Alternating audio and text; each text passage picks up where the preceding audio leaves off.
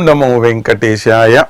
श्री विष्णुचित्त कुलनंदन कल्पवल्ली श्रीरंगराज हरिचंदन योगदृश्याम् साक्षात् क्षमां करुणया कमलामिवान्याम्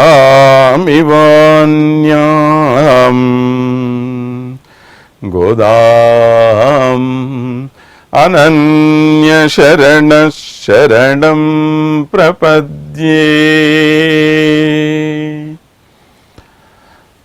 माता गोदा देवी से अनुगृहीत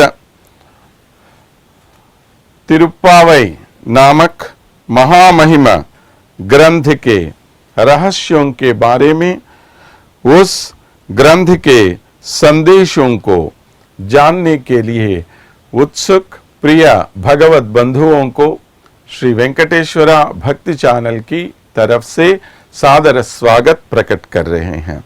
स्थित प्रज्ञ अवस्था में रहने वाली 4 कन्याओं को जगाकर उनको इस गोष्ठी में मिला रहे हैं। ये काम करने का परम उद्देश्य यही है कि भगवान का अनुभव पाना सिर्फ कुछ लोगों तक सीमित नहीं रहना चाहिए, यह अनुभव हर एक को मिलना चाहिए। अपने अपने पूर्व जन्म सुकृतों के अनुसार हो या अपनी साधनाओं के बल पर हो, जो भी हो, हमें तो भगवान का दर्शन मिले या मिल गया तो वो अनुभव दूसरों के साथ बांटना हम सबका कर्तव्य होता है। ऐसे महापुरुष जो इस कर्तव्य से दूर रह गए, जो अपने महद अनुभव को अपने तक ही सीमित रख लिए, उन सब को जगाकर उन्हें जनसाधारण में ले आकर उन सब के द्वारा माता गोदा हमें एक नया अनुभव दे रही हैं, जिससे सभी लोगों को वह अलौकिक आनंद मिले जो अलौकिक आनंद इन महापुरुषों को मिल गया।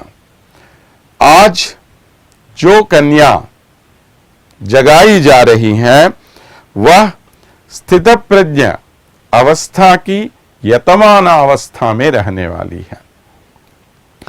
यतमान अवस्था माने यदा संहरते चायम कूर्मोंगानी व सर्वशः इंद्रियान् इंद्रियार्थेभ्यः तस्य प्रज्ञा प्रतिष्ठिता। इसकी परिभाषा इस प्रकार दी गई है गीता में। माने जो इंद्रियों को अंदर की तरह ऐसे मोड़ ले कि बाह्य वस्तुओं का कोई भी प्रभाव इन इंद्रियों पर न पड़े, वह है सही स्थिति। माने जब लौकिक विषयों से हम दूर रह जाते हैं, अलौकिक विषयों पर हमारा दृष्टि केंद्रित हो जाता है, तो तभी हम भगवान को पा सकते हैं। माने जो भी काम हम कर रहे हैं,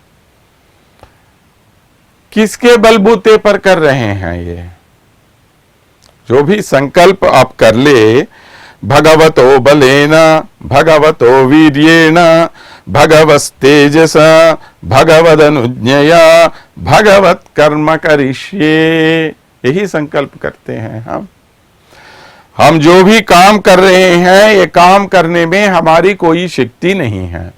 शक्ति देने वाला कौन है? वो है। इसमें जो भी वीर्य, जो भी बल, सब उनका है। जो तेज है वो उनका है। आज्ञा किनकी है? ये काम करने के लिए हमें किसने बताया? उसी ने बताया, इसीलिए कर रहे हैं। उसी की आज्ञा पर कर रहे हैं। किनका काम कर रहे हैं? उन्हीं का काम कर रहे हैं। तो करने वाला, कराने वाला सब वही हो गया। तो सब कुछ वही है भगवान। हम क्या है फिर? हम सिर्फ निमित्त मात्र हैं, केवल नाम के लिए हम हैं। हमसे काम करवाने वाला वही परमात्मा है। तो क्या हम जो भी गलत काम करें, वो भी गलत काम वही करवा रहा है क्या? इसी के लिए भगवान ने हमें बुद्धि दे दी। बुद्धि देने का अर्थ ये है कि इस बुद्धि से तुम मुझे जान लो। जब बुद्धि के द्वारा हम भगवान को जानने का प्रयत्न करते हैं, तभी भगवान प्रसन्न होता है हमसे। तो इसके पहले पाशुर में हमने कर्म के बारे में बताया।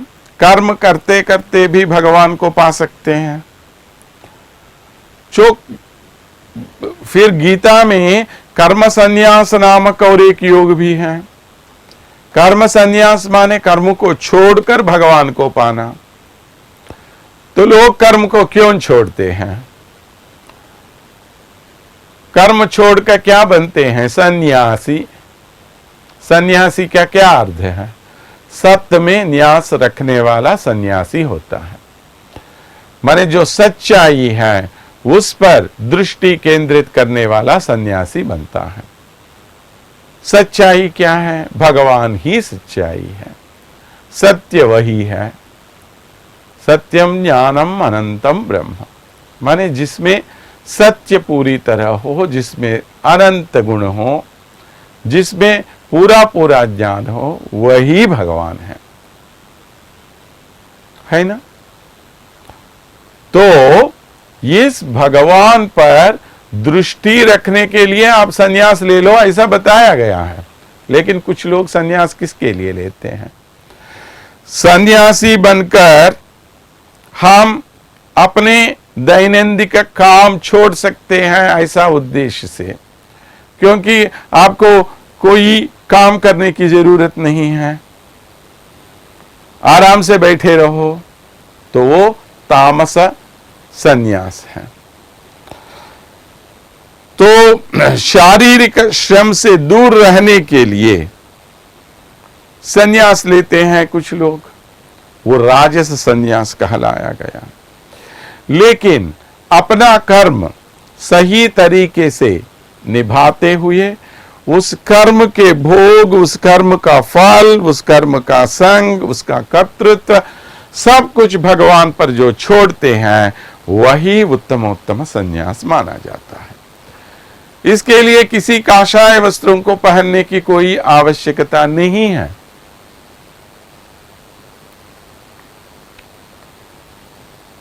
तो काषाय वस्त्र पहनने से ही कोई सन्यासी नहीं बन सकता। नित्य जीवन में रहकर जो अपने कर्मों का फल, संग, कर्तृत्व तीनों भगवान पर छोड़ेंगे, वो सही सन्यासी हो जाता है। तो इस प्रकार का एक बहुत बड़ा सन्यासी था उस जमाने में लक्ष्मण जी।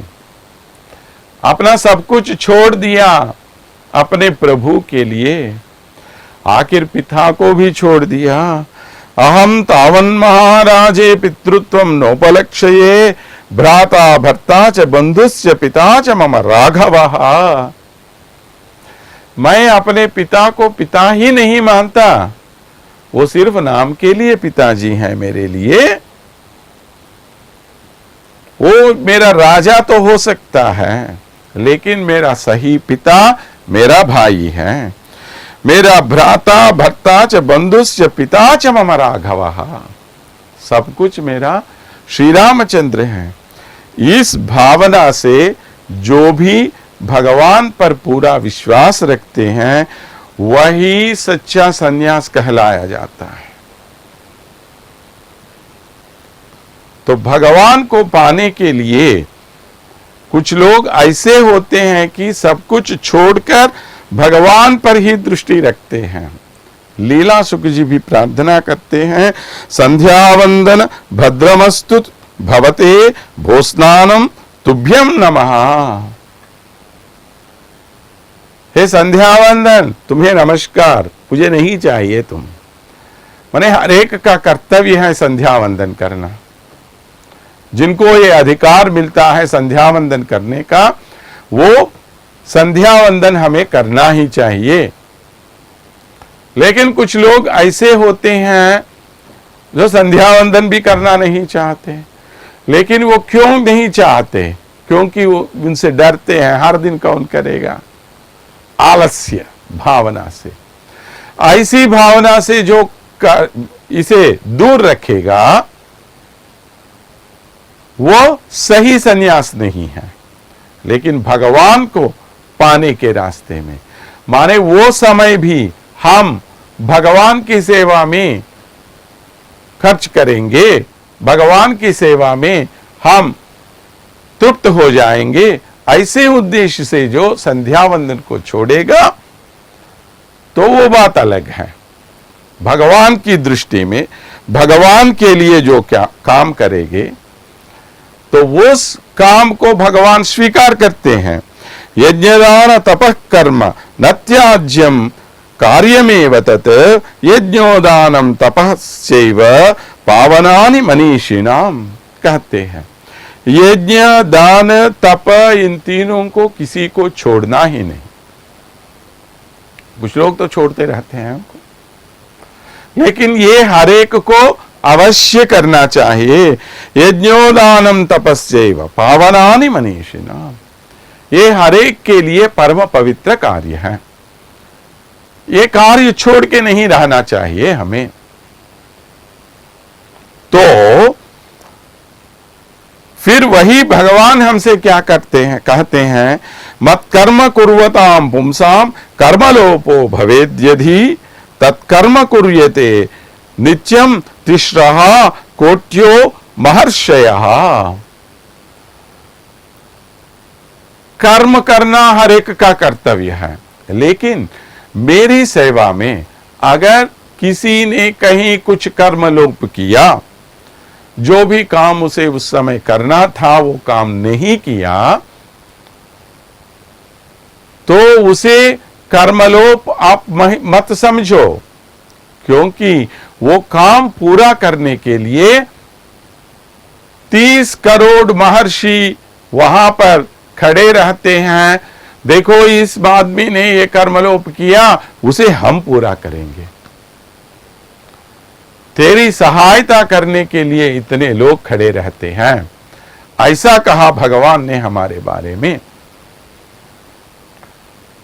तो ये है हमारे जीवन में हम सबको याद रखने वाली बात यह है कि भगवत सेवा में जो भी कर्मलोप हो वो तो स्वीकार योग्य है, लेकिन जो कर्मलोप सिर्फ आलस्य की भावना से, अलसता से छोड़ा जाता है, लोप हो जाता है, वो कभी स्वीकार योग्य नहीं है। इसलिए आज की जो कन्या के बारे में हमें बता रहे हैं वो ऐसी युवती है जो भगवान की सेवा में इस प्रकार जीवन बिताने वाले एक आदमी की बहन है। ये कनैत ये रंग तेरुमई कनुक्की रंगी निनैतु मुलै वழியே நின்று பால்சோர நனைத்தில்லம் சேராக்கும் நல் செல்வன் தங்காய் பனித்தலை வீழனின் வாசல் கடை பத்தி சினத்தினால் தென்னிலங்கை கோமானை செத்த மனத்துக்கினியானை பாடவும் நீ வாய் திறவாய் இனித்தானே சொந்திராய் இதென்ன பெருரக்கம் அனைத்தில்லத் தாரும் அறிந்து ஏலோர் எம்பாவாய்.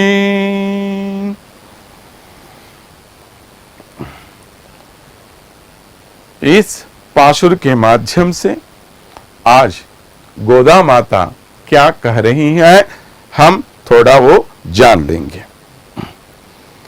कनई तिलंग तेरुमई कनुकिरंगी. यहां कई ऐसी भैंसे हैं जिनके छोटे छोटे बछड़े हैं. इन बछड़ों को देखकर ये गायें उनके लिए बहुत चिल्ला चिल्ला रो रही हैं.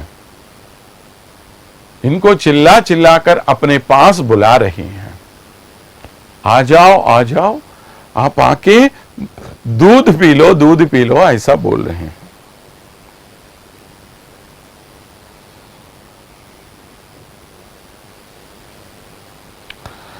तो ऐसे कई सारी गायें जिनके पास हैं, वो आदमी जो श्री कृष्ण का मित्र है, उसका दोस्त, हमेशा उन्हीं के साथ रहता है वो,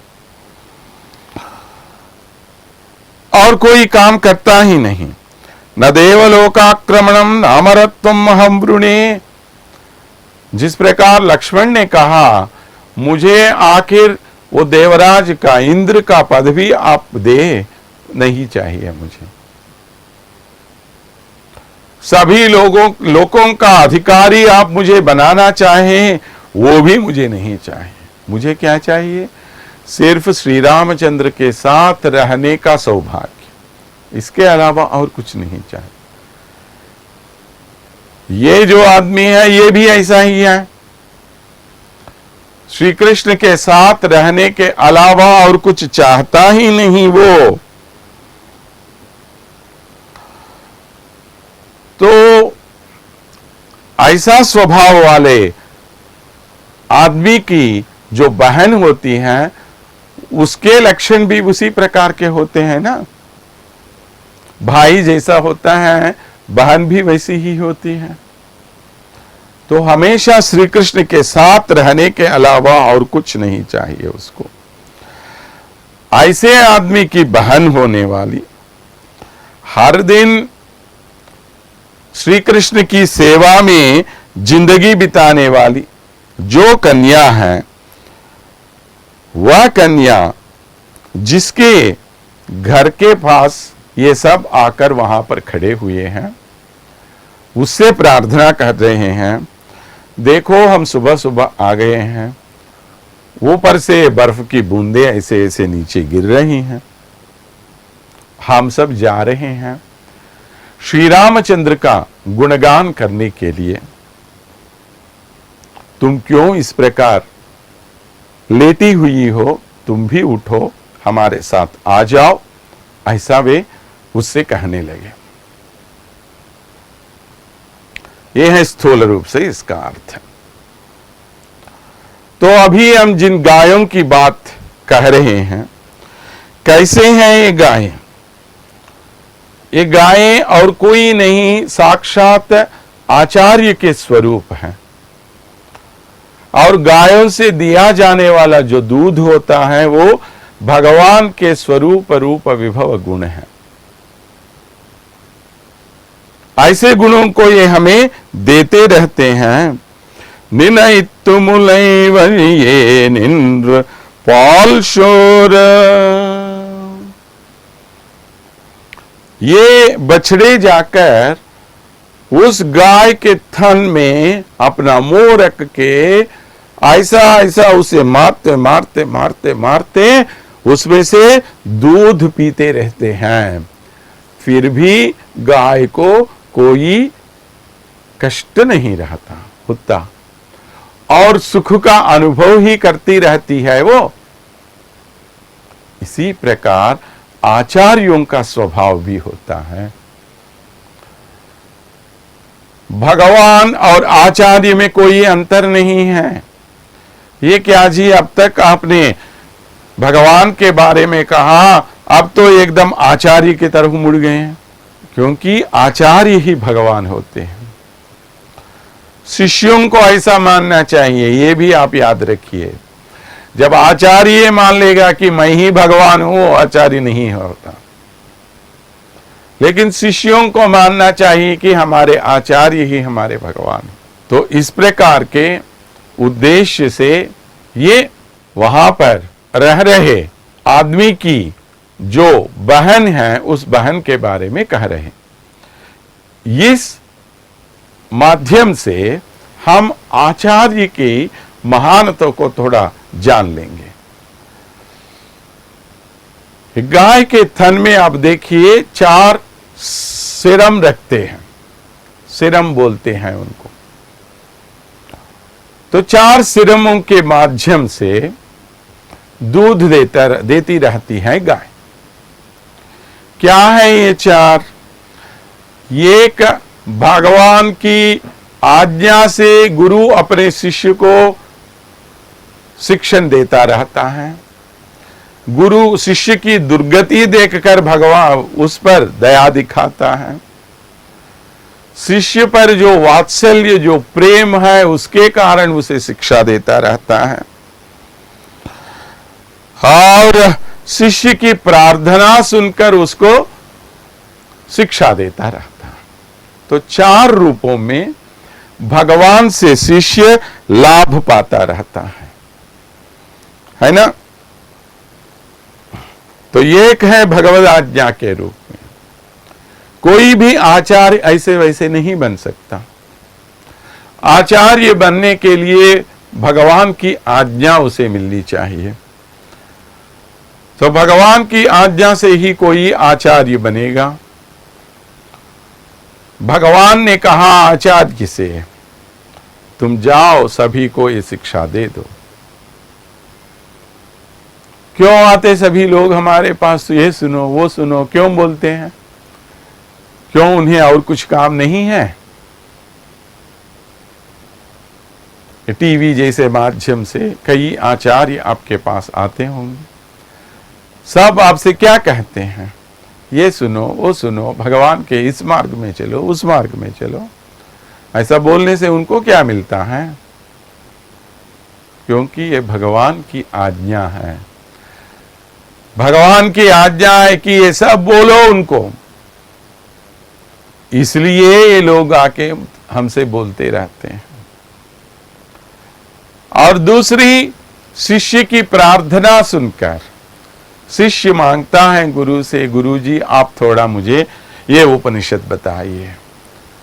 कठोपनिषद में मुझे ये संदेह है, थोड़ा कठोपनिषद मुझे पढ़ाइए। रामायण में इस कांड में मुझे ये संदेह हुआ, थोड़ा उसका समाधान आप कर दीजिए। इस प्रकार जब वो प्रार्थना करेगा गुरु से, तब गुरु वो प्रार्थना सुनकर शिष्य को कुछ शिक्षा देगा। तीसरी है शिष्य की दुर्गति देखकर। माने शिष्य अपनी तरफ से कोई प्रार्थना नहीं करता, लेकिन उसकी गरीब स्थिति देखकर गुरु को उस पर दया आ जाती है कि देखो ये अपने जीवन को अपने हाथों से नाश कर रहा है, तो इसका उद्धार करने के लिए मुझे इसको ये बताना है। इस प्रकार शिष्य की दुर्गति देखकर गुरु उसको कुछ पढ़ाता है। और कुछ शिष्य ऐसे होते हैं जो बहुत कुछ सीखना चाहते हैं, उन पर गुरु को बहुत प्रेम हो जाता है, तो उस प्रेम के कारण शिष्य को वो बताता रहता है। इस प्रकार 4 रूपों में गुरु की दया शिष्य पर होती है। ऐसे आचार्यों की दया के कारण ही हमें बहुत कुछ ज्ञान मिलता है। इस संसार में हमें भगवान के बारे में बताने वाला कौन है? कोई गुरु हरेक के जीवन में रहता है, कोई आचार्य हरेक के जीवन में रहता है। उन आचार्यों के बलबूते पर ही हम जीवन में एक स्थिति तक पहुंच जाते हैं, चाहे वे आध्यात्मिक विषय हो, चाहे वो जीवन से संबंधित विषय क्यों ना हो। लेकिन गुरु तो हर एक के जीवन में अवश्य रहता है। गुरु के द्वारा ही कोई भगवान को जानते हैं। इसीलिए कबीरदास जैसे लोग बोलते हैं कि गुरु गोविंद दो खड़े काकेला गो पाए, रिहारी गुरु आपने जिन गोविंद दियो बताए। गुरु और भगवान दोनों अगर मेरे सामने आ जाए तो पहले किसका नमस्कार करूं? मैं पहले गुरु का नमस्कार करूंगा, क्योंकि गुरु के बताए गए मार्ग पर जाने से ही मुझे भगवान मिल गया। तो उस रास्ते पर जाने से तुम्हें यह मिलेगा, जो बताता है वही महान होता है। वो काम करने से वो फल मिलेगा, तो फल मिल गया तो उसमें कोई बड़ी बात नहीं है। तो यही हमें समझना चाहिए, ऐसा महान होता है गुरु। तो निनैत मुलैव जिये निन्द्रपाल शोर ननैतिल्लम सेराकुम नलशल्वान। ये ऐसी गायें हैं कि इन गायों के दूध का प्रवाह कभी रुकता ही नहीं। माने ये इस प्रकार निरंतर अपने ज्ञान की धारा बहाते ही रह।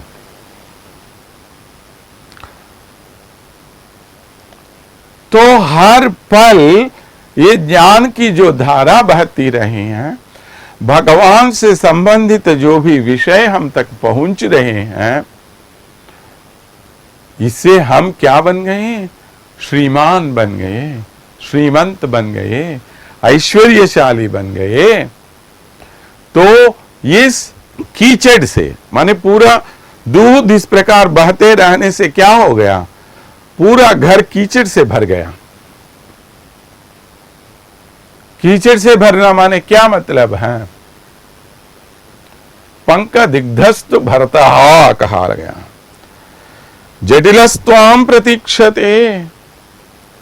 माने अपने बालों को इस प्रकार कीचड़ से लगाकर प्रतीक्षा कर रहा था भरत।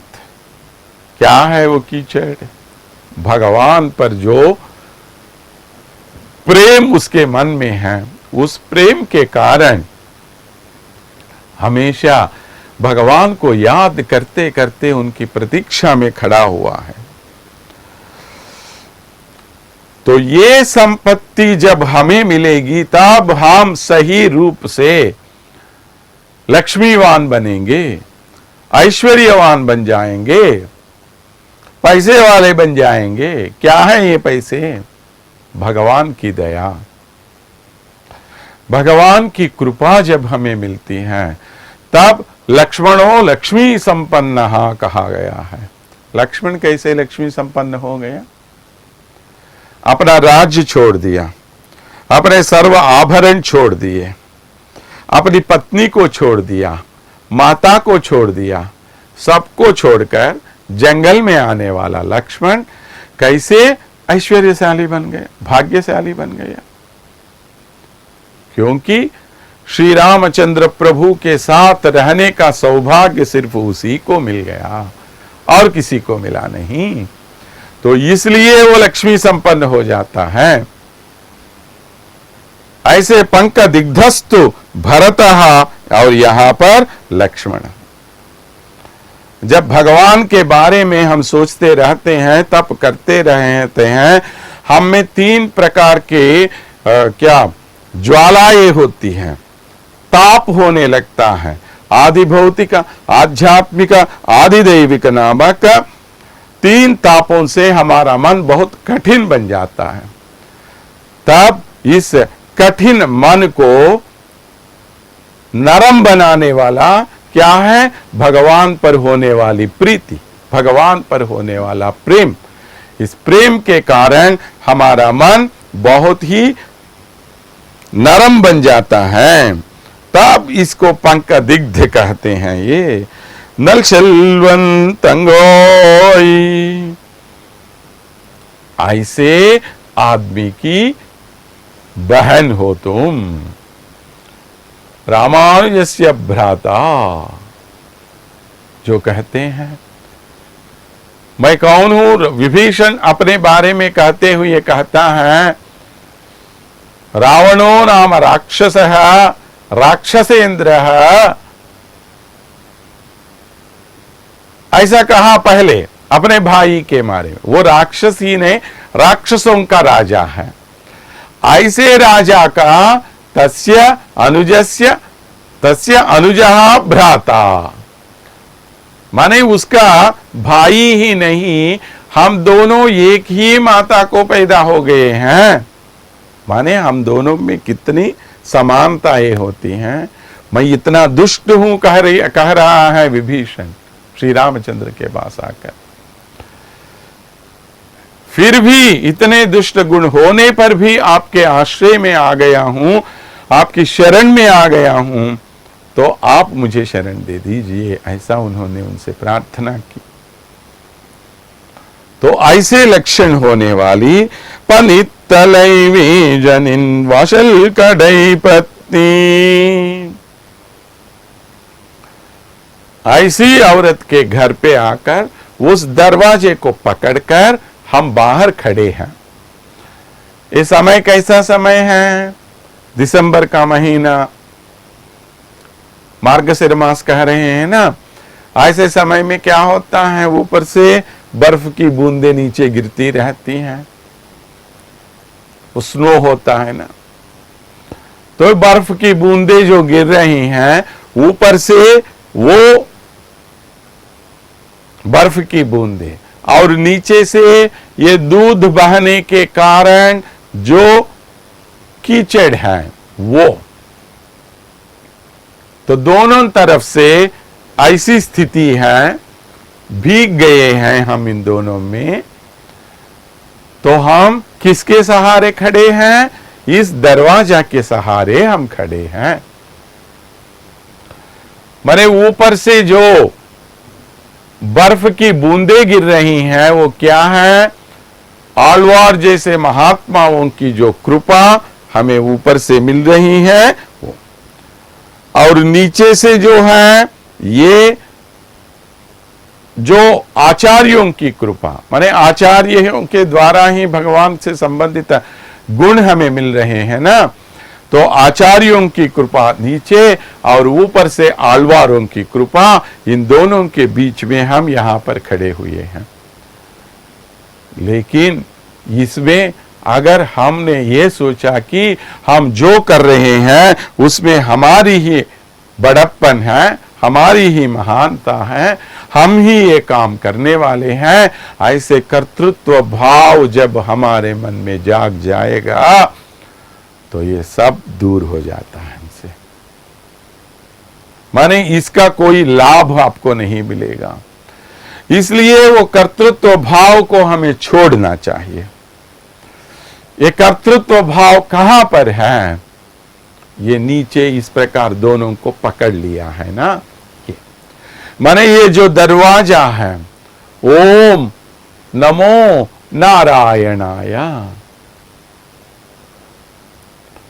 तो ओम ऊपर है, नमो बीच में है, नारायणाय नीचे है। इस प्रकार ये चारों, ये नमो नमस्कार कहते हैं। क्या है नमस्कार का अर्थ? मेरा कुछ भी नहीं है, न ममा न ममा न ममा, कहना ही नमस्कार। मेरा कुछ भी नहीं है, ऐसा हम हर एक से बोलते रहते हैं। मैं जो भी कर रहा हूं वो मेरा नहीं है, मुझसे कराने वाला वो है। भगवत तेजसा भगवदाज्ञया भगवत कर्म करिष्ये, मैं कुछ नहीं कर रहा हूं। ये भावना हम में होनी चाहिए। कर्तृत्व भावना जब हम में बढ़ेगी तो भगवान की दया से हम वंचित हो जाएंगे। तो इस प्रकार इसमें न बह जाए, उसके लिए हमें रोकने वाला कौन है? ये ओम नमो नारायणाय नामक अष्टाक्षरी मंत्र। इस अष्टाक्षरी मंत्र का जप करने से हमारा मन न इधर उधर जाएगा, कहीं न भाग जाएंगे, एक ही श्रीमन नारायण पर हमारा मन लगा रहेगा। उसके लिए हमें ये प्रार्थना करनी चाहिए। सिनत्ति नौल्ति निलंगै कुमानै सत्य मनत्तु किनियानै पाडवुम नी वायतिरवाई। मैंने बहुत ही गुस्से से उधर तेनिलंगै कोमानै स्थित दक्षिण प्रांत में रहने वाले उस लंका पर आक्रमण करके जिस श्री रामचंद्र ने, मनोभिराम होने वाले श्री रामचंद्र ने महादुष्ट होने वाले रावणासुर का वध किया, उस श्री रामचंद्र का गुणगान करने के लिए आप उठ के आ जाओ, ऐसा कहा। या श्री रामचंद्र और श्री कृष्ण, इन दोनों में थोड़ा अंतर है, जान जाएंगे। श्री कृष्ण ऐसा है कि अपने पर आधारित लोगों के जो विरोधी होते हैं, उनके शत्रु होते हैं, उनका संहार करके ये क्या मानेगा, मैंने इनका उपकार किया है। पांडवों का उपकार किया ना श्री कृष्ण ने, लेकिन श्री रामचंद्र ऐसा नहीं। वो उन पर जो आधारित हैं, उनके जो विरोधी हैं, उनको मारकर ये क्या सोचते हैं कि मैंने अपने गुस्से को कम कर दिया। ये क्या है? श्री रामचंद्र इतना गुस्सेदार है क्या? रामचंद्र के बारे में क्या कहा गया? आत्मवान को जित क्रोध। इस प्रकार के लक्षण पूछ लिए वाल्मीकि महर्षि ने। कौन आत्मवान है, किसने क्रोध को जीत लिया है, ऐसे आदमी के बारे में आप मुझे बताइए, ऐसा पूछा नारद जी से। तब नारद जी ने श्री राम के बारे में उनको बताया। तो ऐसे आदमी है ना श्री रामचंद्र, जिनको कभी क्रोध आता ही नहीं। तो अभी आप कह रहे हैं ऐसे श्री रामचंद्र अपने गुस्से को कम करने के लिए शत्रुओं पर युद्ध करते हैं। श्री रामचंद्र को कभी क्रोध आता नहीं, वो अपनाता है क्रोध को। ये है इनमें क्या बोलते हैं वो भेद। माने क्रोध का वश होना अलग है, क्रोध को अपनाना अलग है। क्रोध का वश होना माने क्रोध का अपर हैंड और हम उसके अंडर जाते हैं। क्रोध को अपनाना माने क्रोध को हम ऊपर लेते हैं। अगर गुस्से नहीं करेंगे तो कभी कभी लोग हमारी बात नहीं मानेंगे, है कि नहीं? तो इसके लिए हमें इन दोनों का अंतर समझना चाहिए। श्री राम को कभी क्रोध ऐसे ही नहीं आता, क्रोध का वशीभूत वो नहीं होता, वो क्रोध को अपनाकर दूसरों पर क्रोध दिखाता है। माने जो अपने आश्रित लोगों के विरोधी होते हैं उन पर दिखाता है। लेकिन ऐसे श्री रामचंद्र भी एक बार क्रोध का वशीभूत हो गया। कब? राम रावण युद्ध हो रहा था। उस समय रावण रथ पर बैठकर वहां से युद्ध कर रहा था। श्री रामचंद्र नीचे जमीन पर खड़े होकर युद्ध कर रहा था। उनके पास कोई रथ वगैरह नहीं है। तो देखा हनुमान जी ने, उनको अच्छा नहीं लगा। क्यों? रावण हमारे प्रभु से भी ऊंची स्थिति में हो, इसलिए उसने क्या किया, श्री रामचंद्र को अपनी भुजाओं पर उठा लिया। जिस ऊंचाई पर वो रथ है उतनी ऊंचाई तक वो बढ़ गया और अपने प्रभु से बोल दिया कि आप युद्ध कर दीजिए प्रभु आप। तो वह आसानी से युद्ध कर रहा था श्री रामचंद्र। रावण ने देखा अभी इस हनुमान की वजह से रावण श्री राम इस प्रकार मुझ पे युद्ध कर रहा है, तो पहले ही इस हनुमान को मैं मार डालूंगा। तो सोचकर हनुमान पर कई बाण मारे उसने। तब उन बाणों से उनका शरीर पूरी तरह खून से भर गया, मोदक वृक्ष की तरह है बोलते हैं। ततो रामो महातेज रावणेन कृतव्रणम दृष्ट्वा प्लवगशार्दूलम कोपस्य वशमेवान।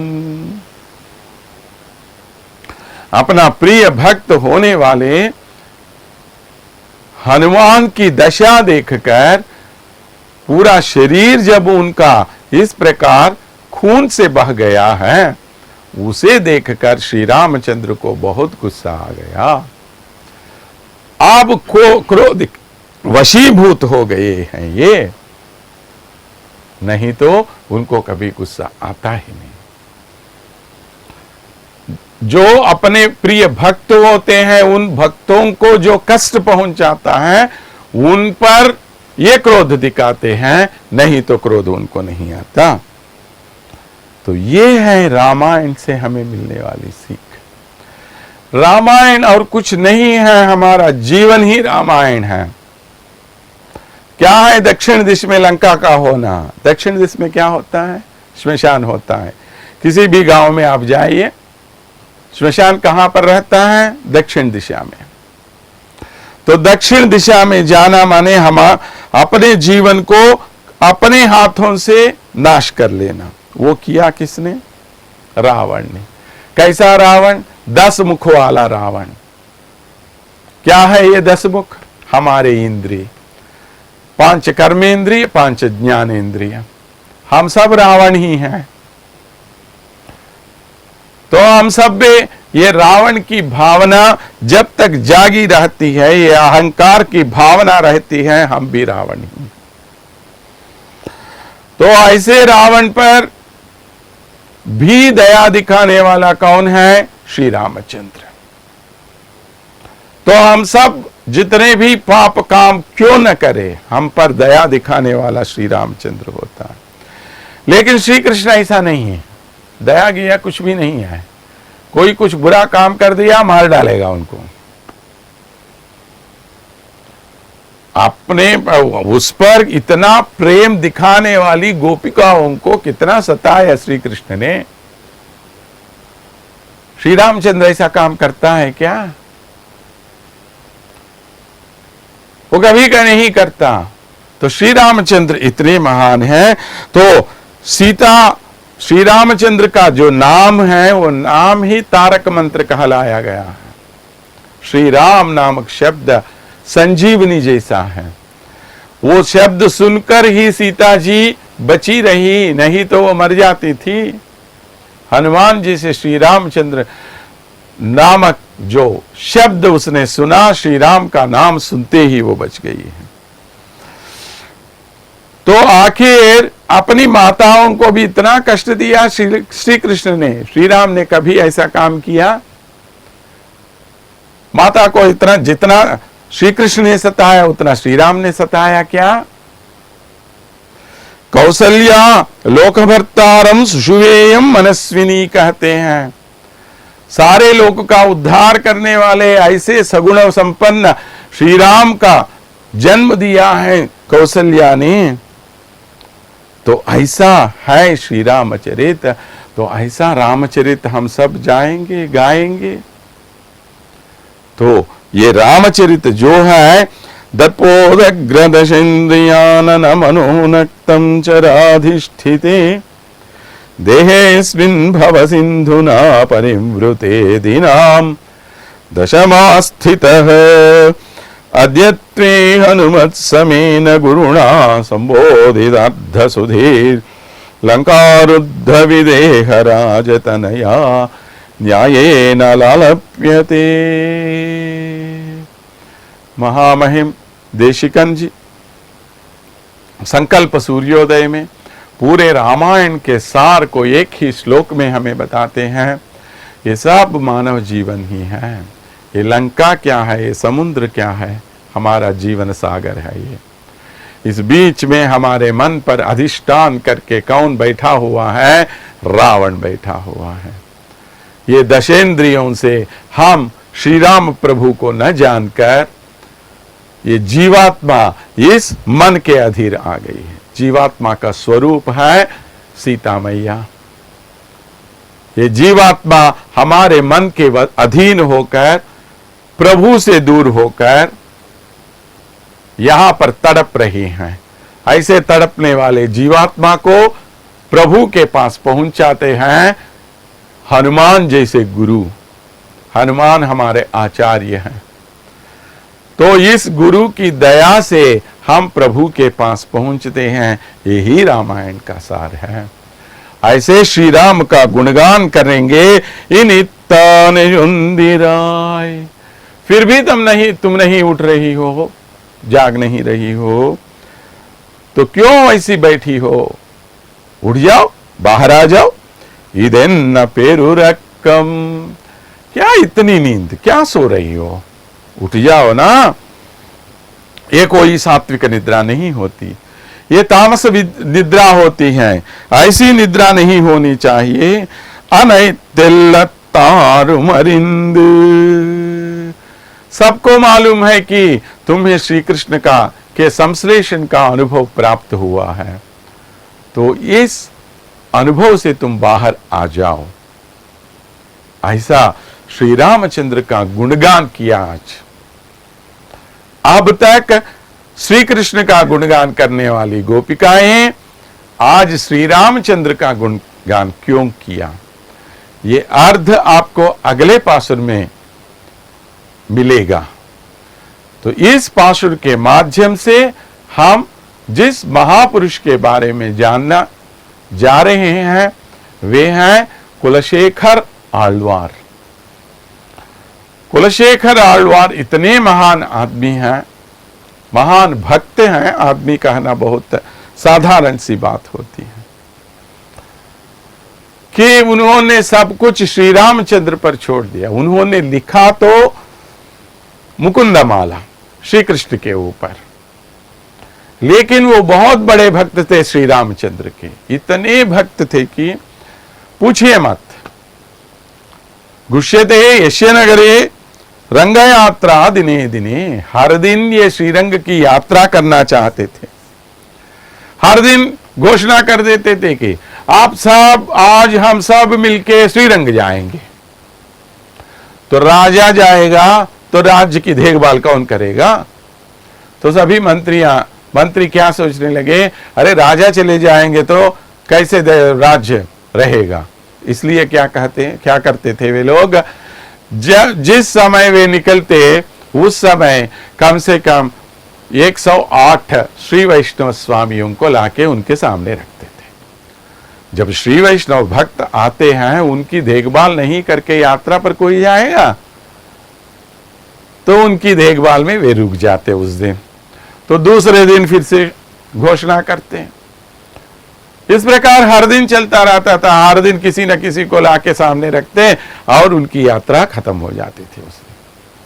तो एक बार क्या हुआ, नाटक चल रहा था रामायण का। तो नाटक चलते समय वहां पर सीता अपहरण की घटना, रावण ने आकर सीता का अपहरण कर दिया। तो इसको इतना गुस्सा आ गया, अरे कौन ये रावण हमारी सीता मैया को ले जाएगा? तो पूरी सेना को तैयार करो, बोल दिया अपने सेनाधिपति को, चले अब हम लंका में चलेंगे, अब जाके रावण का वध करेंगे, सीता मैया को वापस लेके आए। अरे भैया, कब हो गया रामायण की कथा? अब ये कलयुग में उसको सोच रहा था। माने वो भक्ति में इतना तल्लीन हो जाता था। वो रामायण की कथा होकर कई हजारों साल हो गए। अब तो कुलशेखर का जन्म हुआ। तो ये कुलशेखर इस प्रकार युद्ध के लिए निकले। तो मंत्रियों ने सोचा, कहां जाएगा अब युद्ध करने के लिए? किस श्रीलंका में जाएगा युद्ध करने?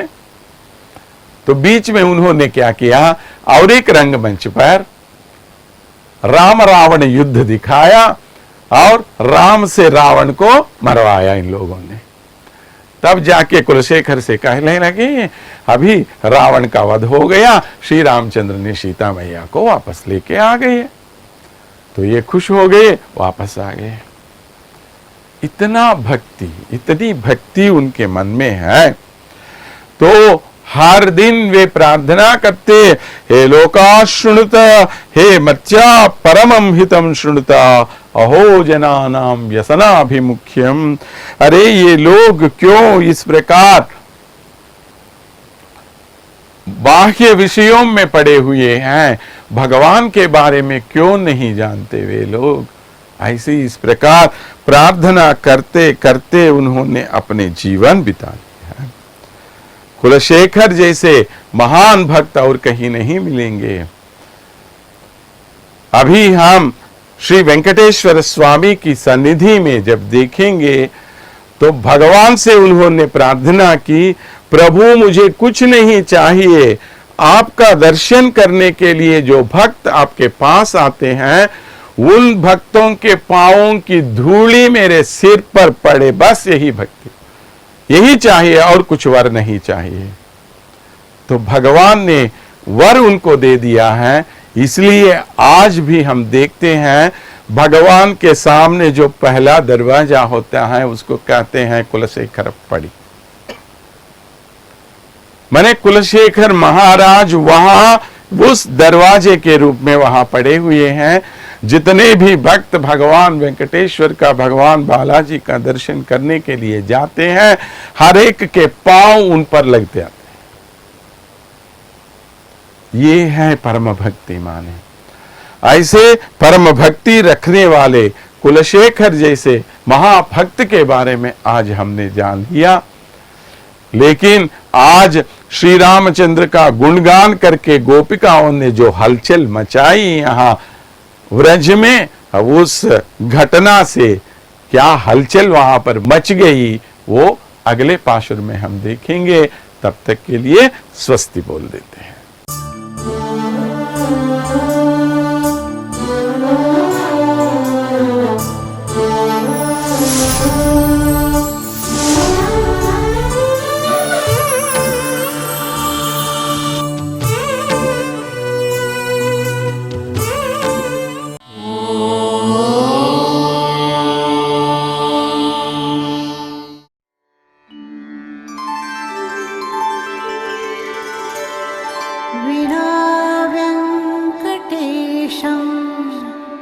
ननाथो ननाथः सदा वेङ्कटेशं स्मरामि स्मरामि।